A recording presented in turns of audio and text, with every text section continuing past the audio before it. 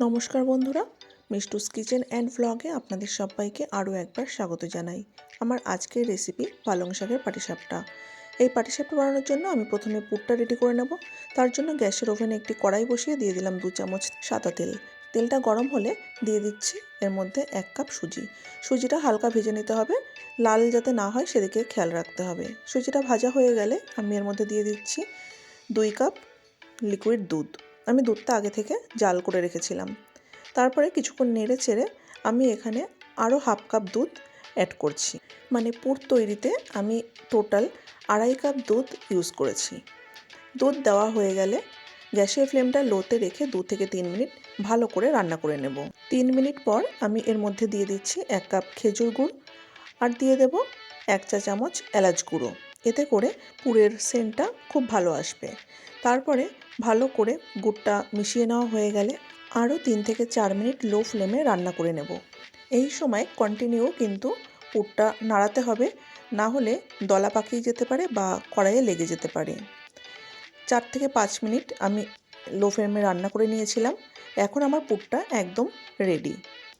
এবার আমি নামিয়ে ঠান্ডা করে নেব। অন্যদিকে আমি কড়াইয়ে জল গরম করতে বসিয়ে রেখেছিলাম। আমি আগে থেকেই 500 গ্রাম পালং শাক খুব ভালো করে ধুয়ে রেখেছিলাম, সেটা এবার গরম জলের মধ্যে দিয়ে দিলাম। 2 থেকে 3 মিনিট খুব ভালোভাবে নাড়াচাড়া করে পালং শাকটা সিদ্ধ করে নিতে হবে। 2 থেকে 3 মিনিট ভালো করে সিদ্ধ করে নিয়েছিলাম। এবার আমি শাকটা নামিয়ে নিচ্ছি। আমি অন্য একটি পাত্রে ঠান্ডা জল নিয়েছি। এবার শাকটা গরম জল থেকে তুলে ঠান্ডা জলের মধ্যে নিয়ে নেব। এতে করে কিন্তু শাকের যে সবুজ রঙটা সেটা খুব ভালো বজায় থাকবে। তারপরে এই শাকটাকে ঠান্ডা করে নিতে হবে। শাকটা ঠান্ডা হয়ে গেলে একটি মিক্সিং জারের মধ্যে আমি শাকটা নিয়ে নিয়েছি। এবার খুব ভালো করে এটাকে ব্লেন্ড করে নেব। ব্লেন্ড করা হয়ে গেছে, এবার এটাকে সাইডে সরিয়ে রাখছি। আবারও আমি ব্লেন্ডার জারের মধ্যে নিয়ে নিচ্ছি 1 কাপ পরিমাণ সুজি। এবার সুজিটাকে খুব ভালো করে গুঁড়ো করে একটি পাউডার তৈরি করে নেব, যাতে সুজির দানা ভাবটা চলে যায়। দেখুন, খুব সুন্দর একটি পাউডার তৈরি করে নিয়েছি। এবার একটি বড় মিক্সিং বোলের মধ্যে এই সুজিটা ঢেলে নেব। আমি এখানে 1 কাপ সুজি ব্যবহার করেছিলাম। 1 কাপ সুজির জন্য আমি দিয়ে দিচ্ছি হাফ কাপ পরিমাণ ময়দা, দিয়ে দেব 1/4 কাপ চিনি আর দিয়ে দিচ্ছি 1 চা চামচ রান্নার লবণ। তারপরে খুব ভালো করে শুকনো উপকরণগুলো মিশিয়ে নিয়েছি। এবার আগে থেকে জাল করে রাখা লিকুইড উষ্ণ দুধ দিয়ে আমি একটি ব্যাটার তৈরি করে নেব। আপনারা চাইলে দুধের বদলে উষ্ণ গরম জলও ব্যবহার করতে পারেন। আবারও আমি কিছুটা দুধ এখানে দিচ্ছি, দিয়ে ব্যাটারটা ভালো করে গুলে নেব। ব্যাটারটা গোলার সময় আমি পরে আরও কিছুটা দুধ এখানে মিশিয়ে সুন্দর একটি স্মুথ ব্যাটার তৈরি করে নিয়েছিলাম। এই ব্যাটারটা তৈরি করতে আমি টোটাল 2 কাপ দুধ ব্যবহার করেছি।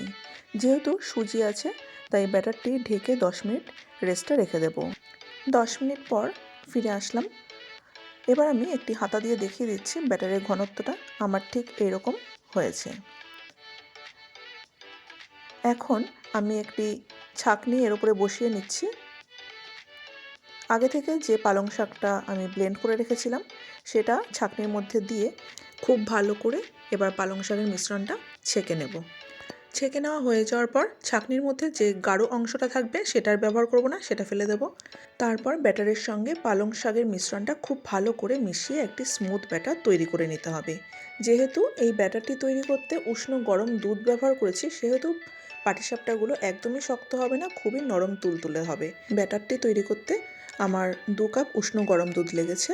দেখুন বন্ধুরা, ব্যাটারের ঘনত্বটা ঠিক এরকম হবে। আসুন এবার পাটিসাপটাগুলো তৈরি করা যাক।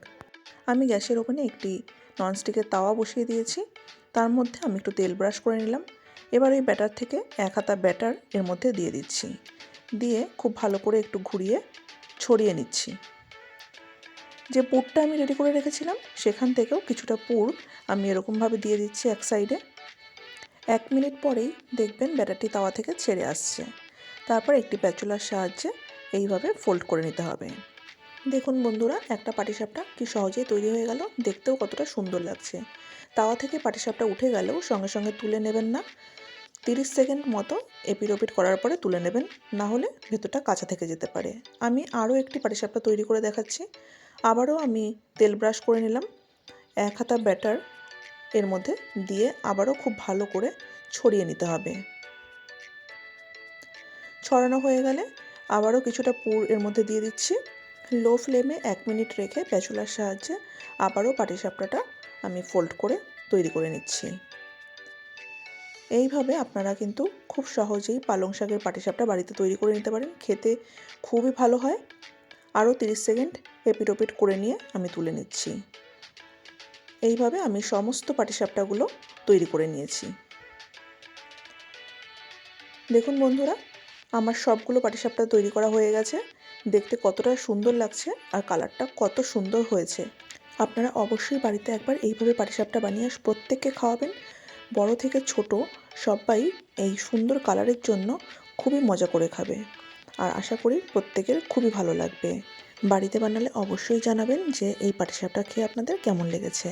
আমার আজকের রেসিপিটি আপনাদের ভালো লেগে থাকলে যে সকল নতুন বন্ধুরা পেজ থেকে রেসিপিটি দেখছেন তাদের কাছে আমার পেজটিকে ফলো করার অনুরোধ রাখলাম, আর যে সকল বন্ধুরা ইউটিউব চ্যানেল থেকে রেসিপিটি দেখছেন তাদের কাছে চ্যানেলটি সাবস্ক্রাইব করে আমার পাশে থাকার অনুরোধ রাখলাম। পাশে থাকা বেল আইকনটি অবশ্যই ক্লিক করে রাখবেন নতুন নতুন রেসিপির আপডেট সবার প্রথমে পাওয়ার জন্য। এবার আমি একটি পাটিসাপটা ভেঙেও দেখাচ্ছি। দেখুন ভেতরটা কতটা নরম হয়েছে। আর এই পাটিসাপটা যেহেতু চালের গুঁড়ো ব্যবহার করা হয়নি, তাই গরম অবস্থায় তো নরম থাকবেই, কিন্তু ঠান্ডা হয়ে যাওয়ার পরও এমনকি পরের দিনও এই পাটিসাপটা একদমই শক্ত হবে না, এই রকম নরম তুলতুলে সফট থাকবে আর খেতে খুবই ভালো লাগে। সবসময় তো এমনি পাটিসাপটা খাওয়াই হয়, এই রকম যদি রঙিন পাটিসাপটা খাওয়ার ইচ্ছা হয় অবশ্যই এইভাবে একবার পাটিসাপটা বানাবেন। আশা করি আপনাদের খুবই ভালো লাগবে। আজকের মতো আমি ভিডিওটি এখানেই শেষ করছি। আবার আসবো অন্য কোনো নতুন রেসিপি নিয়ে। ততক্ষণ পর্যন্ত প্রত্যেকে ভালো থাকবেন, সুস্থ থাকবেন। ধন্যবাদ।